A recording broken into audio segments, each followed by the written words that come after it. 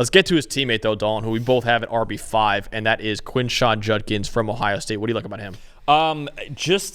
He just all of it's pretty darn solid, right? Yeah. Like, this is a running back's running back, and I think the one thing missing is that top-end speed that you get with Henderson. But you talk about vision, solid. You talk about breaking tackles, solid. I'll tell you what, the stiff arm, when he gets to the stiff arm, especially with the right hand, you're going for a ride. That's like a boxer's right hook, the stiff arm that Judkins has. It's nasty. The dead leg to make one-on-one defenders miss. I think a knowledge of the position and vision, like I've talked about with Devin Neal and R.J. Harvey, vision on that level that makes him, I think, just not scheme dependent at all. I think with Quinshon Judkins, you know exactly what you're getting, and it's going to be a productive. He could play all three downs. I think. Is he quite as good a receiver as Henderson? No, but I think he could be decent. I think this is someone who I just think you go, okay, again, a little bit like Sampson, but I think a little bit better.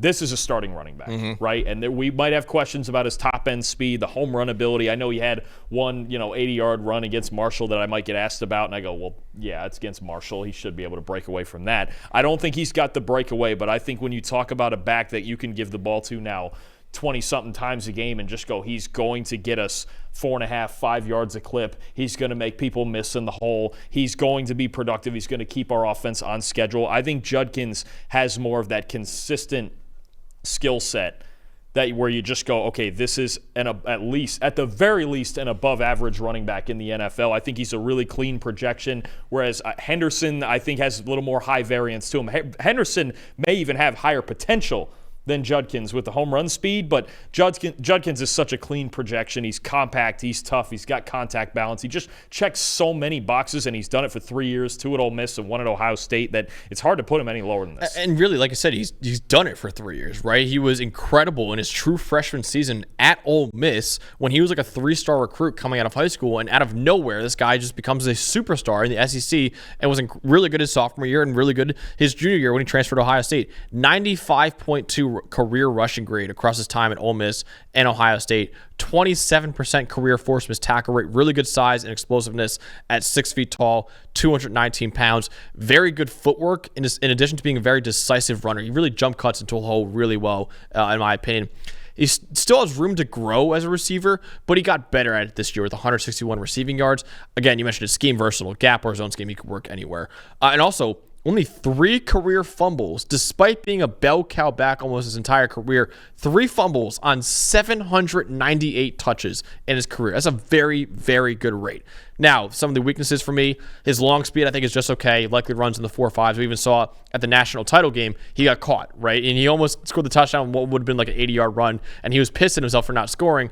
But the long speed is still just okay. It's good enough, don't get me wrong. It's not like a major issue, but it's probably just okay. Receiver ability got better this year, but not great overall. 442 yards in his career, only a 22% force miss tackle rate in his career. It seems like when I was watching his catches, Dawn, in his career, he's more comfortable in his vision as a runner than he is as a receiver. And also, like, he has to worry about catching the football. It's not as natural to him as some of the other running backs in this class. So he has to see the ball into his hands first and then worry about, okay, what am I going to do afterwards? And by that time, he's already getting tackled on a lot of those. The quickness he has between the tackles also doesn't really translate to the open field against defensive backs as well as it does against defensive linemen. And also, the other thing, weirdly low yards after contact numbers, despite breaking a ton of tackles. I think the broken tackles don't always equate to that many extra yards because he's not as efficient, I think, getting into top gear like Trayvon Henderson or somebody else, for example. Only a 35th percentile yards after contact per attempt number this past season, and also as a pass blocker, 28.6 pass blocking grade this past season. He's been really efficient during his 3 years at Ole Miss and Ohio State. Good footwork, decisiveness, physicality. He should be a really, really good early down back, a bell cow in the league. But he won't become more than that without continued improvement in the passing game, I think, as a receiver and as a blocker right now. I mean, and we talk about his flaws, and we're going to get into flaws of these top guys. And a guy like Judkins, where his flaws are more like, okay, they're just decent instead of great, as opposed to being big holes in his game. Yes. I don't think he has a single huge hole in his game at all. I think, and you speak to the yards after contact and after breaking tackles, and I think that what that speaks to me is just the ability to reaccelerate, right? And it does take really special guys to break tackles and reaccelerate. We'll get into one at the top here, but I think that's where it is for Judkins. I think does it feel like what we're describing here is almost like a Frank Gore type presence in the backfield. It does, where it's just like, you just know what you're getting. You just know what you're getting with Quinshon. And I think at this point, with 3 years of proof and really this one as the bell cow, especially at Ole Miss. I mean, there was games at Ole Miss he was getting 30 carries. I mean, we know what we're getting with Quinshon Judkins. You mentioned it. Better in the tight areas around the line of scrimmage than in the open field, because his skill set and his just the way his feet move aren't quite as natural in the open field as some of these. And that's okay. Yeah. Like, as long as you understand his talents and you understand his role and you put him in the right role, he can be a really good back in the league. Absolutely. All right, Quinshon Judkins comes in at number 5 collectively on our list.